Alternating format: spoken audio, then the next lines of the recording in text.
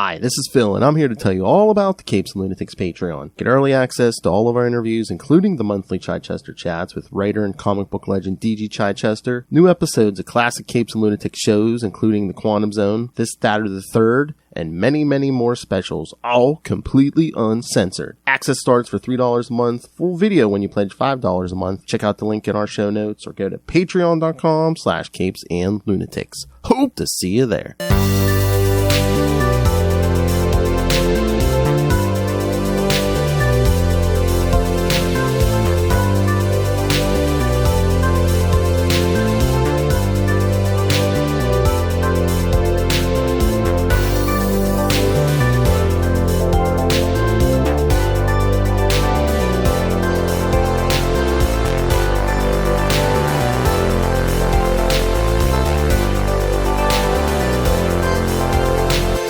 Avast me, hearties, and welcome once again to Full Stream Ahead. I'm your host, Mozz, and with me, as always, is the lovely and talented Lilith Hellfire, the internet granny herself. Welcome, Lilith. Hey, so happy to be back. Good to have you. Got a lot of thoughts about this episode, so let's just get into it. It is the penultimate episode, so everybody raise a glass and take a drink. My drink is gone, but there's a drop left in there. But it was the longest episode we've had so far, 36 minutes. For those just joining us, we're talking about I'm a Virgo, the amazing, amazing show on Amazon. Season 1, episode 6. It requires trust on my part. That's how I would read the title. Yes. It requires trust on my part. Right? I don't know. Anyways, but we finally get the episode that we've been pining for since we first got a hint of an idea that he was in this show. The hero himself, Walton Goggins. We finally get an exploration of his mind, his psyche, and I was waiting. Huh? Yeah. I was waiting to see like the guy that's going to be easy to hate, the caricature of the spoiled rich brat who tries to make the world whatever he wants for himself, regardless of how ugly the world is outside. He gets to insulate himself in this false reality of rules and law and yada, yada, yada, and he can afford to do so because he's rich and yada. But there's something about his existence that's terribly like forlorn. He's never satisfied. He's never happy. And he's neurotic. Yeah. I feel like he's given up. Yes. Like he's not even capable of searching for something that'll make him happy. He's given up the thought that something can make him happy. And I feel like But they don't tell us what it is. They just show us that's what he's going through. But like, damned if anybody knows why. Even his mom doesn't know why. Yeah. So. And all of a sudden he's such a complex, layered character that I'm like, I have to find myself in times going, man, I feel for him. I kind of, not that any of it is justified that I agree with any of it, but I kind of feel for him in the moment. It's like, man, it must suck to be him right now. But yeah, it's not what I was expecting. It's definitely not what I was expecting. Especially not when. Like I said, I was expecting it immediately after. Like I was expecting this to be episode 5. Like I feel like it loses a little bit of punch not happening directly after, because like the whole time you're wondering why didn't they give us this episode previously? And I do like that it's the longest episode because like we do have to kind of get into it. Like they give us hints of it. Maybe they'll finish out the arc on the finale. I don't know. But also we have the little, we have all these side schemes going on as well that they didn't forget about. I would have preferred if they literally would have just solely focused on the hero and not had any of that there. But again, it's only 7 episodes. So we do have to cram that in there to set it up for the finale. That's fair. I think that was my only like gripe with the episode is that like I could have really just focused on the hero the whole time, but we have limited episodes. So as we did get a lot of hero. Like our first shot of him is he's asleep, right? And his hair is splayed out perfectly. Like, does he not move when he sleeps? Does he like arrange it that way and then he takes Tuesdays and a shot of propofol? Yeah, I mean, like, okay, it was definitely super strange. And then he goes to like slap himself in the mirror. Sorry, let me put this on Do Not Disturb. And then he does like what I thought was really an homage to Buffalo Bill, right? But the song choice was so perfect. Glenn Campbell's Wichita Lineman. Like, if you don't know, okay, so the song is about a lonely, isolated worker who has like these really amazing thoughts, but like when you look at him, like you wouldn't know, you wouldn't think.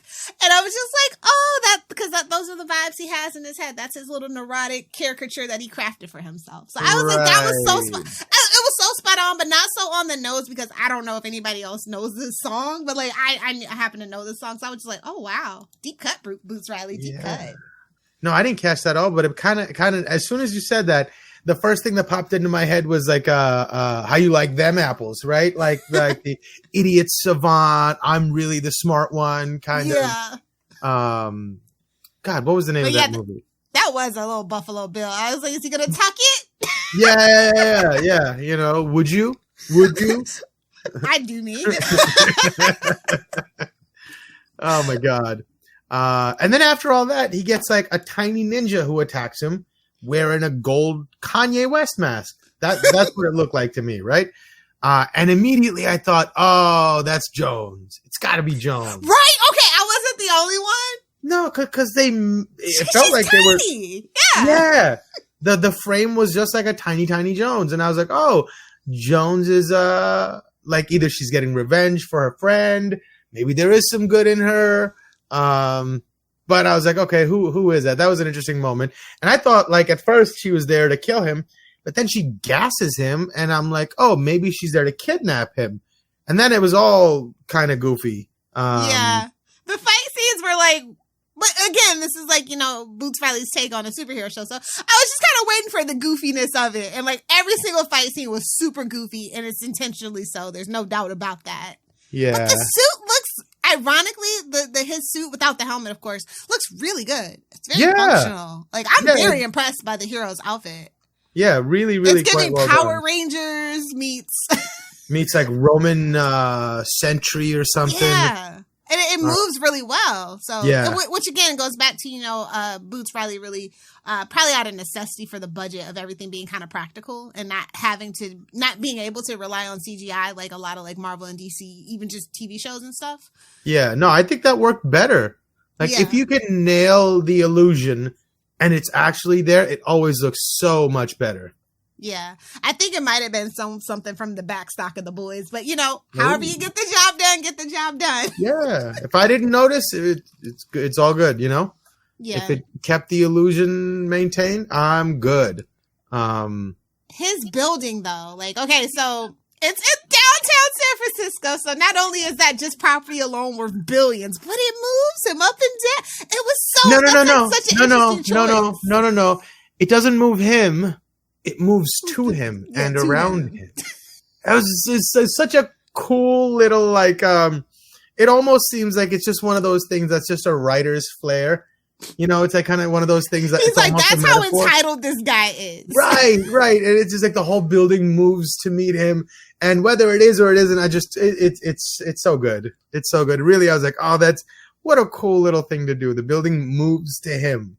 It was a little disorienting though. Like, and the more we did it, it was just like, okay, we can stop with the gag now, please. Yeah, but no, to him, it really is. That's the mind state he exists in. The world revolves around me. I'm the most important thing ever. I'm thinking this is kind of a Elon Musk wet dream, like, or you know, like that's how Elon pictures himself. I feel like, and that might have kind of, yeah, I could see that. Although I'm a fan, I think those satellites going up there and giving everybody a different infrastructure for the internet. Hey, I have really a Starlink. Freaking cool, huh? I have a Starlink. Oh, do you? Yeah. Check you out. Right on. Hey, how is it? I was an early adopter. It can get wonky from time to time, like anything else, but it's pretty solid most of the time. That's awesome. See, like that stuff is awesome. I used to drive a Tesla. Like I used to be a fan, but like he's starting to turn into Lex Luthor. That's all I'm gonna say. We gotta keep an eye on him. Can you? He's just a human being. What human being in that position would not? Listen, I always said the minute I get money, I'm gonna be Lex Luthor. That's what I'm saying. So it's like, but don't front like you're doing it for the good. Like, if I ever get $1 billion, there's gonna be no pre-notions. No, but like I'm blocking out the sun. Right. No, well, I mean, if it helps us, maybe it helps us. I don't know. But like, at least like he's got big ideas and the infrastructure and resources to say, let's roll the dice, baby. Right. But he also ruined Twitter. So like, I can't, No, as a millennial, I cannot forgive Twitter him for needed that. to be ruined. Twitter needed to be ruined. No, Twitter gave now that everybody cesspool's a filtering false out sense to the of rest of the internet. Like, it was nice to just have one cesspool centralized and you could just stay away from it. Now everybody's finding all these other little spaces. That's all I'm saying. It was nice whatever to it have is. one But central cesspool. I think some people, Twitter made them convinced that the world was one way. Right? That everybody agreed with them, that the general consensus about the ideas they agreed with were all aligned, so far aligned that they felt they had the authority and the moral birthright to stand and say, oh, you shouldn't do that. I'm better than you. And they got really high on this until Twitter broke and they're like, oh, that was just us talking to each other. Oh, there's a whole bunch of people that don't agree with it. I thought everybody agreed with us. I thought everybody that didn't agree with me was part of like the disgusting minority. And that illusion breaking for these people, I think. But yeah, now all you have are like paid Nazi propaganda. Yeah, so, yeah. But now we see like it. literal, actual, not even being hyperbole. Yeah. So Right. But everybody can see it for what it is. Right. So like that's up to everybody and up to all of us. So I think that's much better. But it was also a good. It was at one point in time a town square. It was a usable place for people to actually gather and do action. It just absolutely is not that place anymore. Like you can see Twitter one way, but I've seen all the different aspects of Twitter, and only the bad aspects of Twitter have stuck not around. all the action was good though. Like a lot of the mobilizing and stuff like that. There's a lot of people with nothing to do that you can mobilize towards a bad end if you can convince them that it's a good end. So that's where it becomes dangerous to me. Listen, for me, one man's terrorist is another man's freedom fighter. That's your business. Yeah, no, fair enough. Fair enough. To me, whatever doesn't interrupt the supply of my Xboxes. Exactly. That's the side I'm. Listen, I'm living in late stage capitalism. I've just accepted it, so it's just Right. like, it is what it is. Just as long as I can get milk, eggs, and gas, I do not care. I am a fan of Jeff Bezos. People can make fun of him all he wants, but I can have anything I want. In 2 days or less. Anywhere I want in 2 days. If I overnight delivery, if you're in the right market. That's like what I'm saying. at 4 a.m. I'm just saying, Yeah. listen. You might not like Stalin, but the trains ran on time. That's all I'll say. But I don't know if I'd go that far. That's a little intense. But I see your point. Yeah, but that is where I'm at. Like, and also it's because I give in to my part in all of this, right? I benefit from all this. Yeah, exactly. I'm not some person that's free of blame that gets to walk around telling other people how they should live their life or how they should feel. Like, you know, I have a smartphone, I have an Xbox, I have a computer. All this got here because a lot of people were trampled on, and I'm not going to pretend like. And that's everybody's problem, right? Right. Everybody likes to pretend. It's like The Good Place. Have you ever watched The Good Place? No, I haven't. Oh, where they talk about a person hasn't gotten into heaven in 521 years, and that's literally basically the start of capitalism. Because even though you do a good action, like giving your mother flowers, okay, there's pesticides, migrant laborers in really unfair conditions had to pick it, and you use like a bunch of gas to get to your mom's house to give her those flowers. Whereas you could just pick the flowers earlier and just walk over there, right? This Very is why little mortality repercussions. is a gift. Yeah. Because we don't have to confront these facts. We only have a short time. We can come to terms with the fact that, all right, what am I going to fix all the universe's problems, all of creation's problems, all of history's problems? No, I'm here for a short time. And that's what the hero's problem is. He created this. He literally created his own cage that he's stuck in now. He created the hero, got a little fandom, got into his head. Hey, what if I actually became the hero? It's kind of like Phoenix Jones, if you remember when, like, back in like the 2010s, the early aughts, like, yeah, he actually was a drug dealer. He was doing that. And when I watched that documentary, I was devastated. I was he was a drug dealer? Yeah, he was doing all that to control his little drug territory. Yeah, there's a great document. Back when you could fall down rabbit holes on YouTube. I mean, like you have to go watch it. If I can find it, I will put it in the show notes. But that documentary was he doing good for the community aside from being a drug dealer? Like, was he protecting? Not really. He was pretending to. Protecting his routes and his. He was pretending to. And he got he incorporated and he was making people pay due. It was super fascinating. And the hero gives me those vibes. He really tried to start like a neighborhood Avengers. Yeah. More like the boys, but Fair enough. Okay, yeah, I see what you're saying. Yeah. Fair enough. Wow. Yeah, it was super fascinating. And so, like, when I'm looking at the lens of this, and I feel like Boots Riley saw this, and this is kind of like his interpretation a little bit too of the hero. But this guy happens to be rich and privileged, like somehow most superheroes these days seem to be for whatever reason. Yeah. Propaganda, probably. You know, right, to that point, I do wonder, like, who's making all of his toys, because he's not superhuman. How is he able to? Well, he's got a whole industry, as we've seen, behind him. Like, I wish we got some more of, like, his Lucius Fox. The MCI, yeah. Right, like, here's where the gadgets come from. How does his power work? Well, he just bought those patents, so maybe he's going to have to build a factory somewhere close for his visor. Yeah. But anyway, to your point, he did make some interesting points in the boardroom when the guy says, "Isn't this propaganda?" And he's like, "Well, duh, isn't everything propaganda?" Exactly. Like, I'm trying to make this to make you feel something, to change your perspective. That is propaganda. For my own ends. Right. Well, that's where the problem comes in.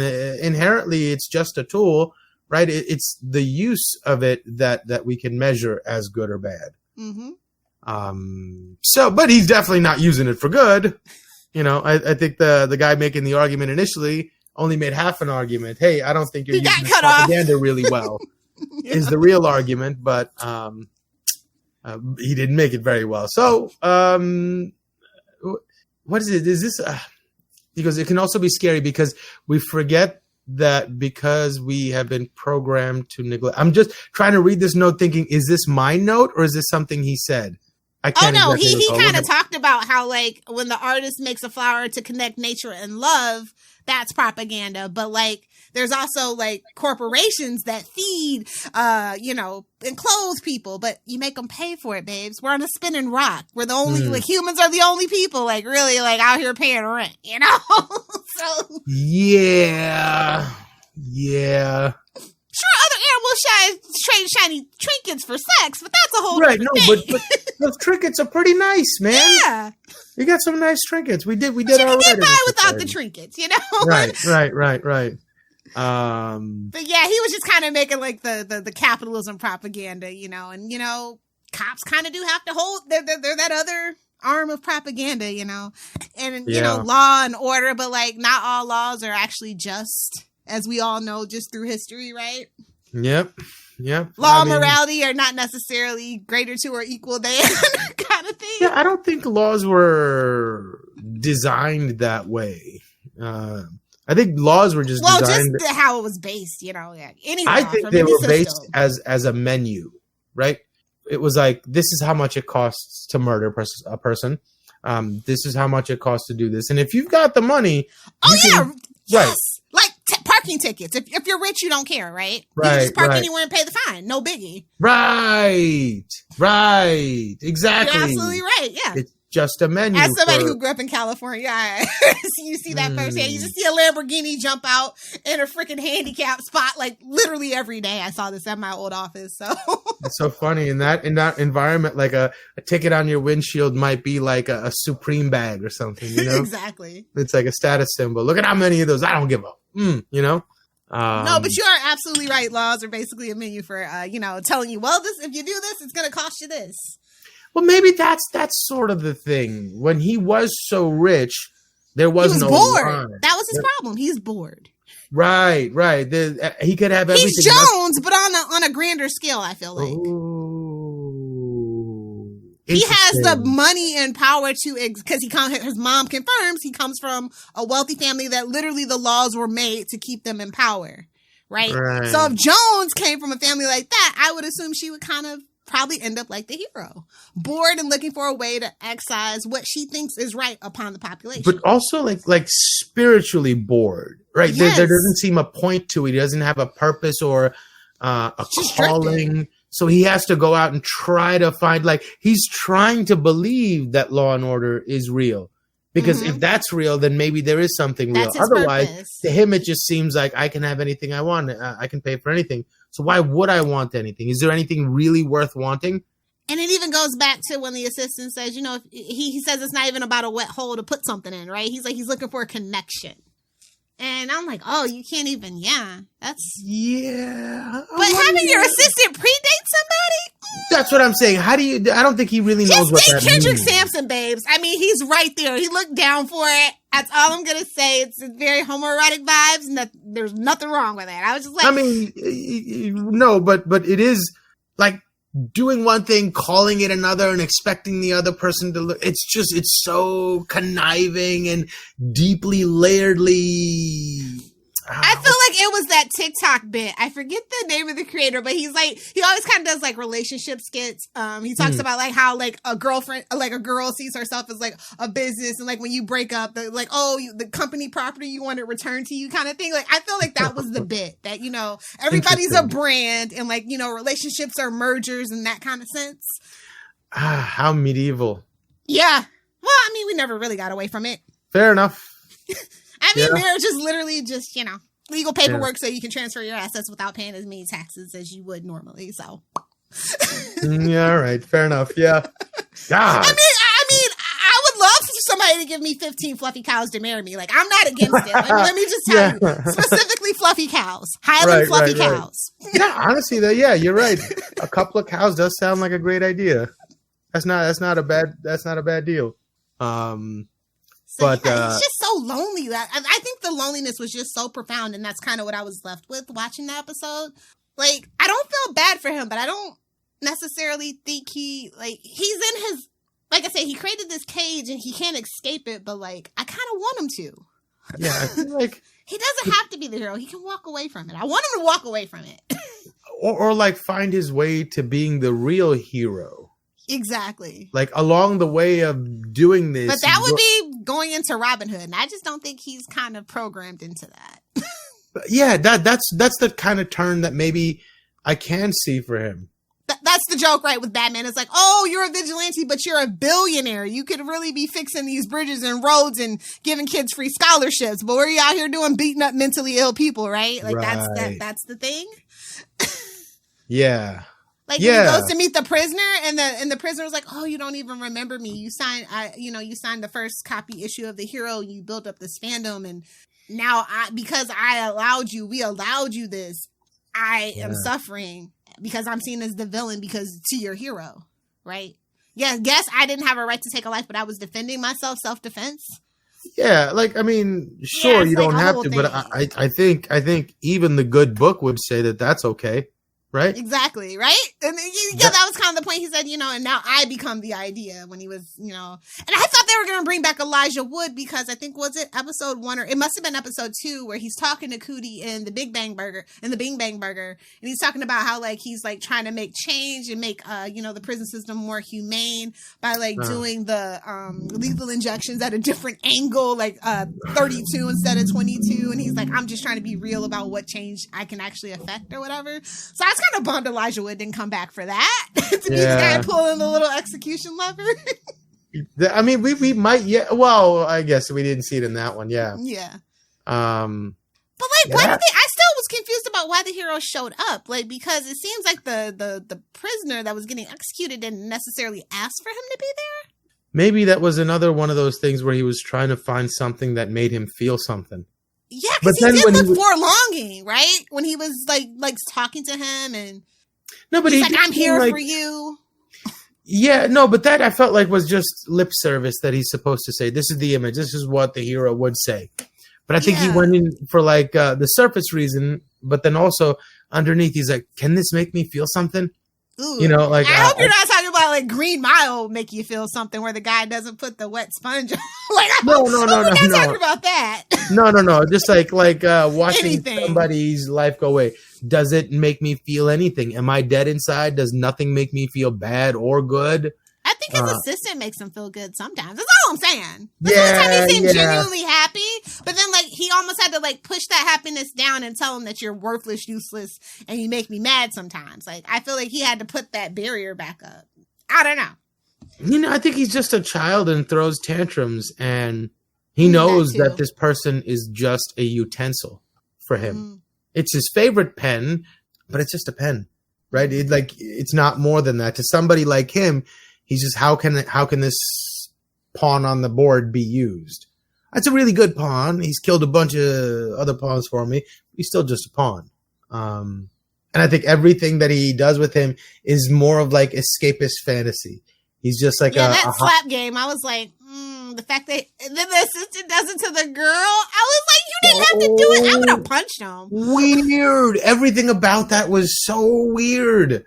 None of it felt like it made any sense. Spoilers, not to like speed run this or anything, ends up being the assassin that he hired, which I kind of knew that. The way that he was so hum about the attacks and the bomb, I was like, oh yeah, he's just hiring somebody, hoping that they succeed because he just wants off this mortal coil. But he doesn't have the cojones to do it himself, you know?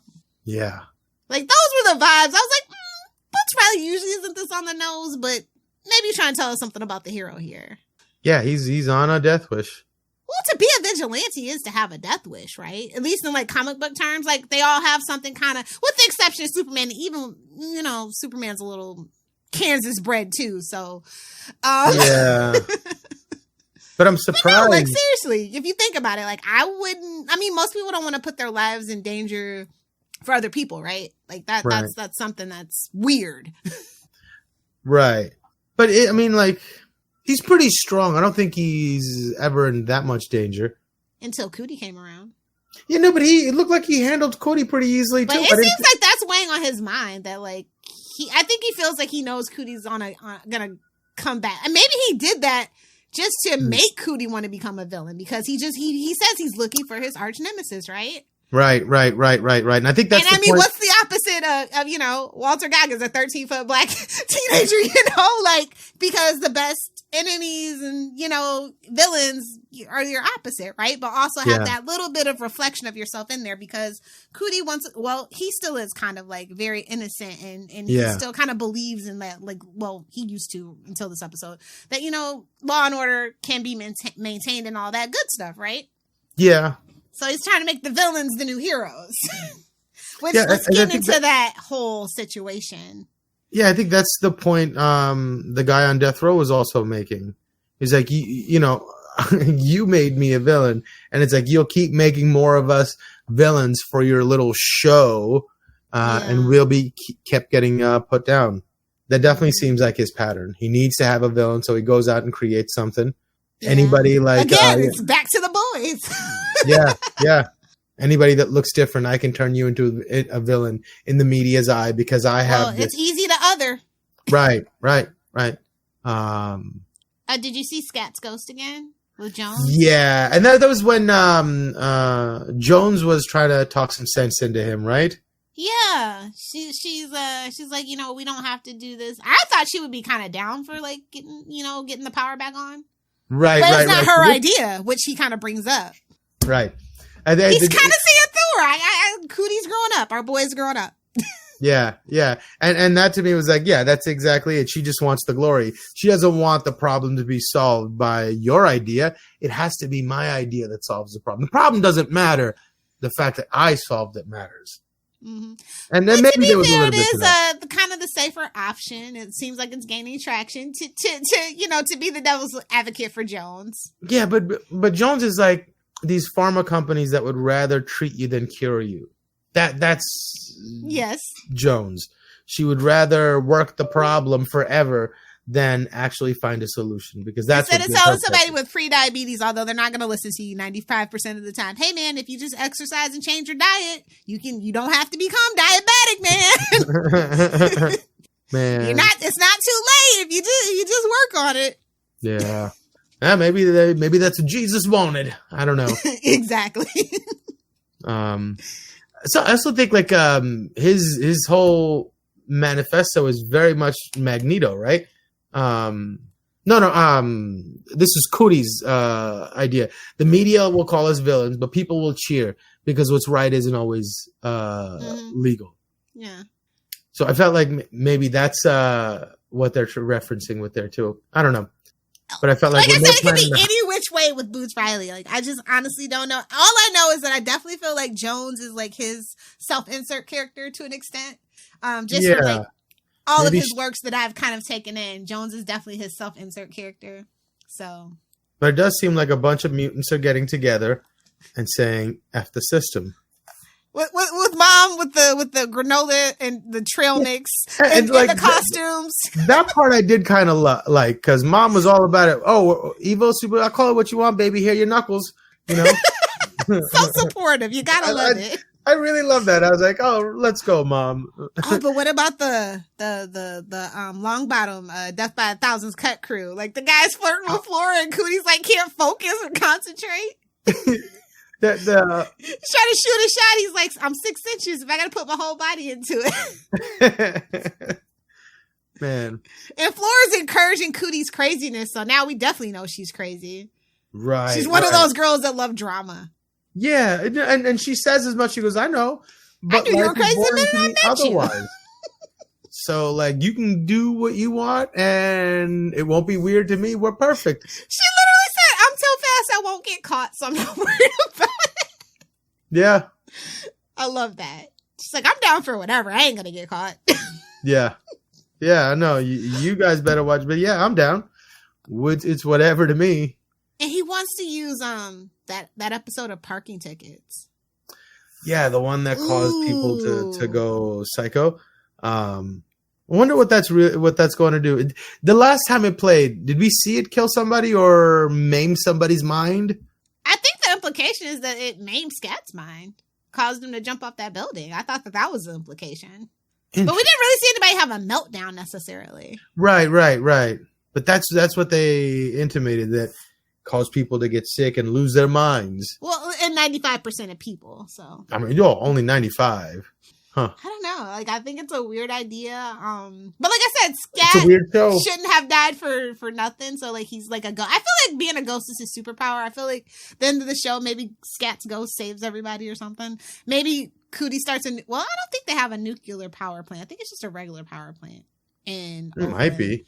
But I mean, realistically, I don't think they have a nuclear power plant in San Francisco, in that area, in the Oakland area. But let me check. Usually they are saved for the East Coast because they don't have that much water to give to them.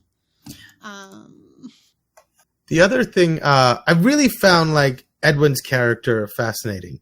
Like the fact that he put up with so much. Oh, he's a sycophant. He's a sycophant. Yeah, so like what was his point? What was his purpose? And then at some point, I forget who he says it to, but he says it like, this is where I can do the most good for my people. Yeah, to the date. To the pre-date lady. To the pre-date lady, yeah.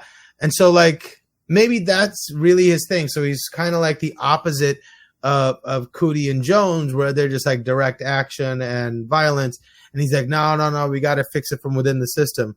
And he's beginning. He's a sycophant. He thinks that what the hero is doing is right. That if, in theory, that the hero is actually indeed applying the rule of law to everyone, which I have not seen him arrest a white person yet. That if he's applying it to everybody, then the law can be fair and everybody can be safe. That's kind of like his train of thought. But he's only down in Oakland with, the people of color. Like, I don't see him stopping white collar crime like Enron. I mean, honestly, the American taxpayers have lost so much money due to corporate theft. Is that not offensive to you, sir? Probably caused more harm and more deaths than, petty crime that you're pretending to fight. Yeah. I'm just saying. So, like, some people have to do, like, mental gymnastics to justify what they're doing. And I feel like that was one of those things. Also, I think the assistant gets paid pretty well. That's all I'm saying. And I think he's slightly in love with the hero. There, I said it. So it's kind of like all win-win-win side for him. So. You think he's in love with the hero? Yeah. I thought the hero, but maybe the hero is just like weird and rich and eccentric and likes making people uncomfortable. Weird. Yeah, as somebody who grew up in California around a bunch of weird eccentric people, they are very lovey-dovey. Like, they love to break your boundaries but pretend that they're just a person. Right. But they're just really breaking your boundaries, seeing how far they can go. Just to say, look, I'm doing this to you, and you're not doing nothing about it. Yeah. Right. I'm down. Man. Yeah, that's definitely what it is. But like maybe he puts up with it because he does appreciate it. I mean, so the comic has been out for 30 years if we're to believe The Prisoner. He said, like, back in, like, did he say 88 or 98? I think he said 98. The first Comic-Con. So yeah, it's like almost 30 years that this, character's been around, and who knows how long he's been the hero. So like, he's built up this fandom and this cult of personality, or lack thereof. He seems pretty bland and kind of pisses everybody off in a room, but he's the hero and a billionaire. Yeah. What are you going to do? Yeah, we haven't seen him around the public yet, have we? Interacting just that one time with the kid. That's right. It. And he's, he says his stupid little catchphrase. Get your mind right. Halfwit. Dimwits? Halfwits? No, it's halfwit. Halfwits. I love his attempt at a new catchphase in this episode. He's like, never mind. It's too smart for you. Evil lurks by night. Right now. The hero wakes at dawn. And he's like, she's like, so when evil goes to sleep, the hero wakes up? I'm like, never mind. A good try, though. It sounded really cool for a second. But yeah. I thought that was really funny. He's always sort of like in the mode of a performer or a comedian or a writer. Were you able to make out what the when the people shot up the window of his office? Were you able to? Because it shot out like they spelled out a word. I couldn't make it out. No, I didn't. Don't think I did either. I'm gonna have to go back and I'll get back to you on that one next week. But yeah, I noticed that it spelled a word, but like because of course it's like backwards. I just couldn't make it out, and I just didn't have time to go back to watch it and grab a screenshot. Yeah. But I'd have to go if you know. I don't. But that isn't. Now I'm gonna have to go take a look and find out. Yeah. Bulletproof glass. Yeah. Right. And then, like, right across, this is the crazy. Like, when you look down, you see the advertisement of Cootie from the clothing advertisement. Yeah. I thought that was pretty cool. I thought that was a neat transition because from that picture they kind of zoom into what Cootie was doing with Jones initially when we catch up with him. I thought it was, honestly, like, I didn't even think we were going to see Cootie this episode. I would have been totally cool with that. Yeah. As soon as I saw Walter Goggins, like, this is it, baby. This is the Walter Goggins episode. Yeah. But I'm just so perplexed by this. This episode left me with more questions than it, which, that's the case with this show. But like, I can't even fan wake a reason for any of it. Like, usually I can do a little theory crafting. I'm literally just flabbergasted and stumped. And I like that, but like at the same time, I kind of want to have something to go on for the next episode, for the last episode. It's like weird because like the show is so surreal and it asks you to adopt a world that is so strange.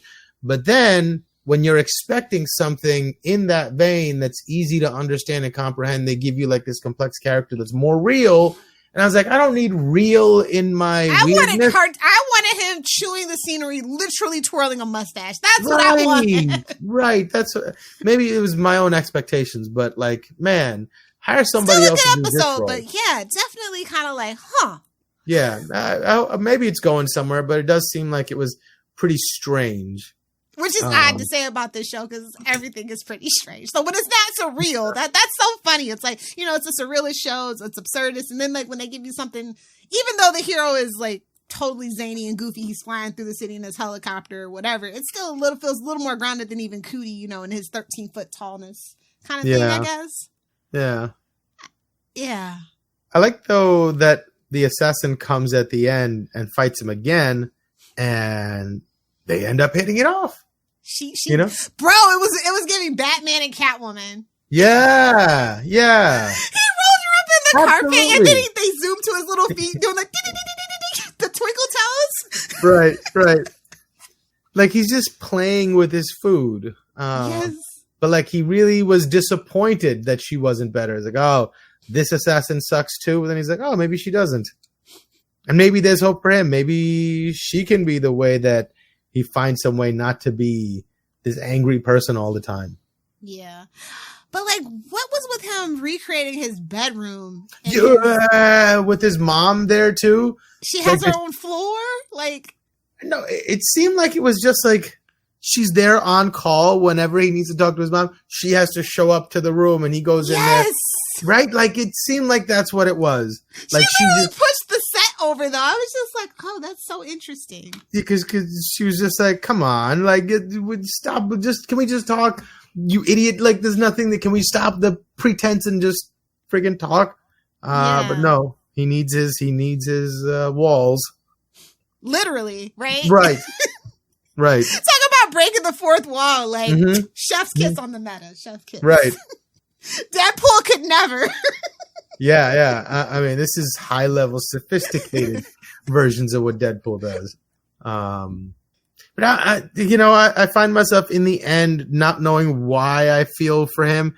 Maybe it's just carryover. It's Walton Goggins. That's why we feel for him. Let's just be honest. This is crazy though. This is my like whole thing about like I'm a Virgo. Like I'm a Reddit galley and like nobody's talking about this on Reddit. The episode did go on Reddit. It was 2 comments for this episode.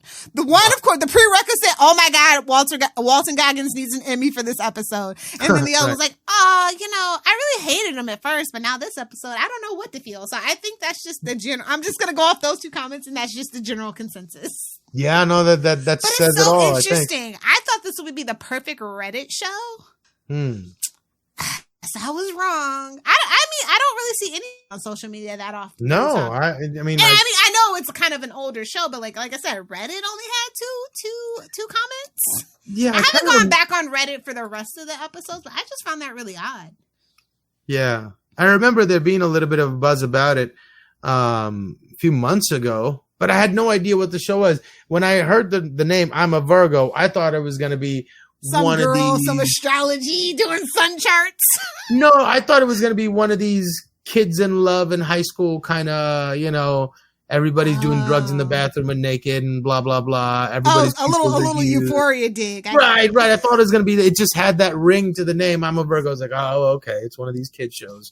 But no, it's actually something interesting and sophisticated. Not that Euphoria isn't, but just not my cup of tea, I guess. Oh, it's not sophisticated. It's fair enough. Okay. There you go. I didn't want to be like, I don't know. I haven't seen the show, but it seemed pretty. I saw 3 episodes and I was like, yep. It's and pretty that guy's much a one-trick pony too. So R.L. Stein on MDMA, right? He wishes listen, as a millennial, a true, genuine millennial who literally grew up with Goosebumps, and I am going to go see that other Goosebumps movie, Justin Long starring in it, be damned. Yeah, no, absolutely. No. R.L. Stein is, he is a master. He is a master. Right. But for 13-year-olds, right? Yes. Like 9 to 11-year-old, the tween. All right. Whatever. It's been a while. It's been a while, yeah. Right. So yeah, I guess the episode ends on Cootie and the gang ready to run their heist. He keeps calling it a heist. I'm like, you can't really steal power. I mean, oh yeah, it's not a heist. It's a caper.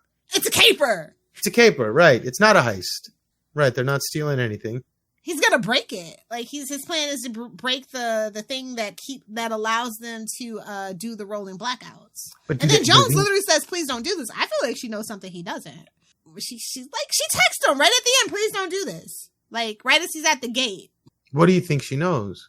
I think she knows the hero might kill him or something. Like her power is to make people see things and how she understands things. Maybe she thought about it, saw it, and said, "Oh no.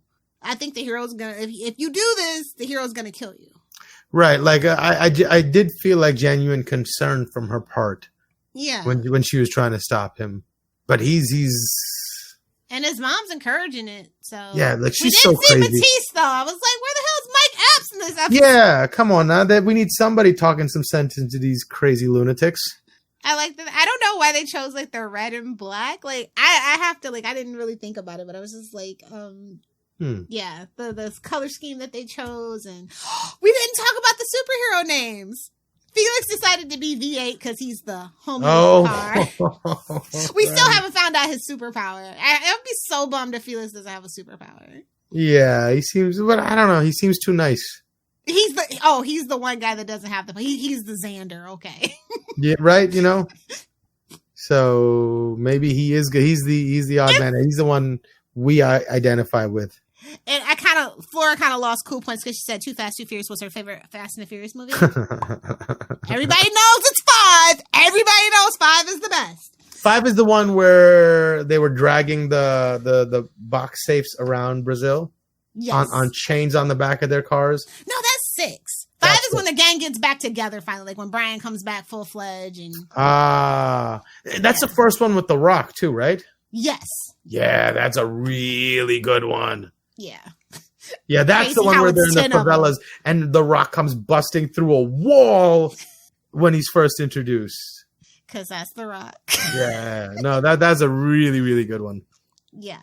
So I was just no no tea, no shade to Too Fast, Too Furious, but not the best one. Also, I think she probably says it's that one just because the name is cooler than the other one. Because she's too fast. Right. So it's the funniest. I will give her. It's the funniest title. Yeah, for sure. Especially considering her situation. Yeah. He goes, you can't use that. That's copyright. What did Cootie name himself? Thug One. Thug One, right? Oh, that was my note. Is it going to be WON or like the number? That's what I want to know. Oh, right? That's pretty good. Yeah. Or maybe I'm just thinking too deeply about it. I don't know. No, but it would be cool. I would like it if that's what like, it was. Ha. I'm the so-called thug and I won, you know? I thought it was, my brain went to like credits, you know, like Thug One played by, you know. I was actually thinking more Boondocks, Thugnificent. Yeah. Man. But yeah, like I need to go in the credits and see. I need to see how it's written. Yeah. I think maybe it's like a comment on like I'm just another thug, right? Yes, of course. But thug also stands for, any Tupac fan will tell you, the hate you give, right? Oh. The hate you give one, like WON. What if that is what it means? Oh, Jesus! Wow. Dagnabbit. I like that a lot. It's like, because like Boots Riley, like, you know, and you know, Tupac came up with that when he was out west and all that stuff, all that ideology and things. So, in same place where Boots Riley is from. So I'm always like kind of looking through it at that lens. Like, is it that deep? So I just let it go. But I would definitely love that. Like, if he can confirm if that's what that means. Yeah. I would vote for that theory. That theory has my vote.